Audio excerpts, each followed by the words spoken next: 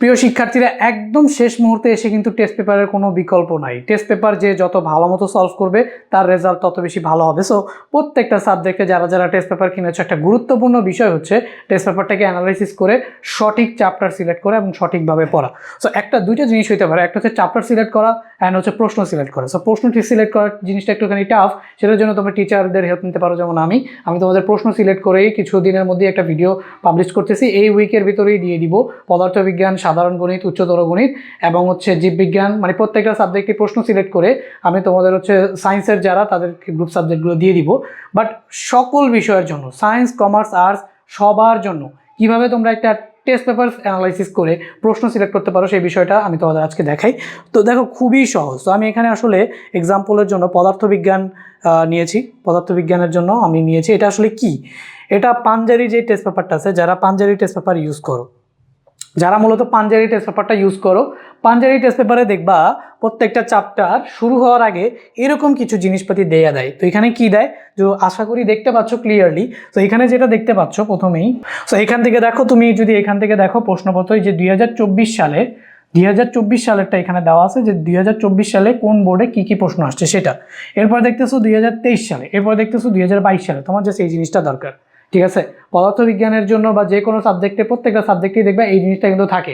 তোমার দরকার হচ্ছে জাস্ট এই জিনিসটা। এই জিনিসটার কি দরকার, এই জিনিসটার এই যে দেখো এখান থেকে যে তুমি দেখতেছো যে কোথায় কোথায় বহু নির্বাচনী আসছিল এই চ্যাপ্টারটা থেকে। তো দেখতেছো যে 2024 সালে ঢাকা, ময়মনসিংহ, রাজশাহী, দিনাজপুর, কুমিল্লা, চট্টগ্রাম, সিলেট, যশোর, প্রত্যেকটা বোর্ডে অ্যাটলিস্ট 2টা করে প্রশ্ন আসতেই পারে। দেখো ভাই, ফিজিক্সের 14টা চ্যাপ্টার আছে। সো 14টা চ্যাপ্টারে তোমাদের 25টা প্রশ্ন হয়। সো প্রত্যেকটা চ্যাপ্টারে 2টা করে প্রশ্ন দিলেও 28টা প্রশ্ন হয়। তার মানে 2টা করে প্রশ্ন মিনিমাম আসে, আর একটা করেও আসতে পারে। সো 2টা প্রশ্ন একটা চ্যাপ্টার থেকে অনেক বেশি। সো দেখতে পাচ্ছ যে বহু নির্বাচনী আমরা যদি দেখি চলতরিতে 2024 সালে বহু নির্বাচনী প্রায় একদম সব বোর্ডেই, শুধুমাত্র দিনাজপুর বোর্ড বাদে সব বোর্ডেই এই চ্যাপ্টার থেকে বহু নির্বাচনী প্রশ্ন কিন্তু আসছে। তার মানে কি, তুমি বলতে পারো যে বহু নির্বাচনীর জন্য এটা 2টা করে আসে, তার মানে এই চ্যাপ্টারটা বহু নির্বাচনের জন্য গুরুত্বপূর্ণ। এরপরে দেখো 2024 সালে সৃজনশীল কোনো বোর্ডে মিস হয় নাই, তাই শুধুমাত্র চট্টগ্রাম বোর্ডে মিস হয়েছে। তো চট্টগ্রাম বোর্ড ছাড়া সৃজনশীল কোনো বোর্ডে মিস হয় নাই।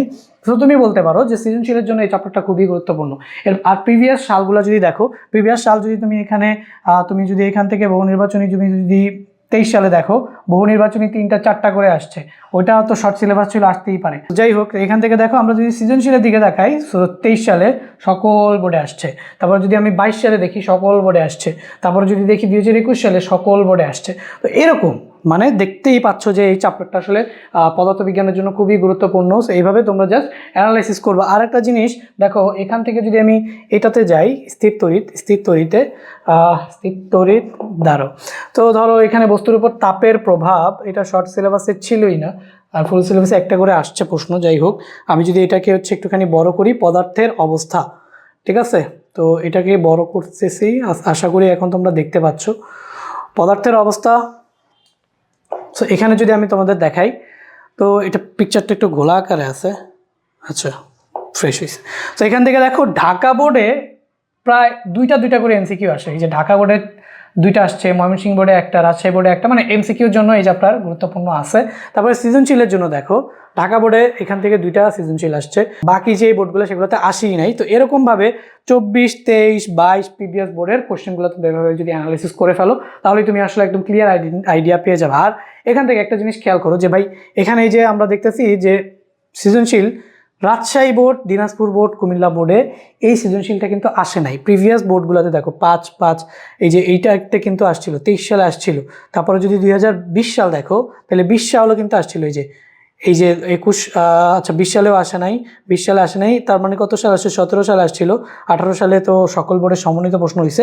তো এরকমভাবে তুমি যদি দেখো প্রত্যেকটা বোর্ডের জন্য, তোমার বোর্ডে আগে আসছে নাকি আগে আসে নাই, পরে আসছে নাকি পরে আসে নাই, তোমার বোর্ডের পার্সপেক্টিভ থেকে তুমি দেখবা। তো তোমার বোর্ডের পার্সপেক্টিভ থেকে তুমি যদি যেটা দেখো যে এই বছর আসে নাই, পরের বছর আসতে পারে, তো এরকমভাবে কোনটা আসছে কোনটা আসে না, এইভাবে অ্যানালাইসিস করে ওই চ্যাপ্টারগুলোকে তুমি সিলেক্ট করবে যে কোন চ্যাপ্টারে সবচেয়ে বেশি প্রশ্ন আসে। তাহলে এভাবে যদি তুমি টেস্ট পেপারের কোশ্চেনগুলো সিলেক্ট করো, তাহলে তোমাদের আর কোনো ধরনের ঝামেলা হবে না।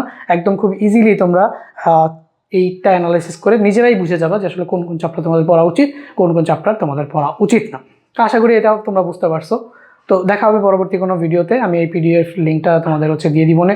আর যাদের কাছে টেস্ট পেপার আছে সবার কাছেই তো টেস্ট পেপার আছে। টেস্ট পেপার থেকে যে সেই পেজটাগুলো উল্টায় এভাবে অ্যানালাইসিস করে একটা খাতার পেজে তোমরা কোন কোন চ্যাপ্টার ইম্পর্টেন্ট লিখে সেই চ্যাপ্টারগুলোর সৃজনশীল সমাধান করতে থাকো। সবার আশা করি ভালো একটা রেজাল্ট হবে।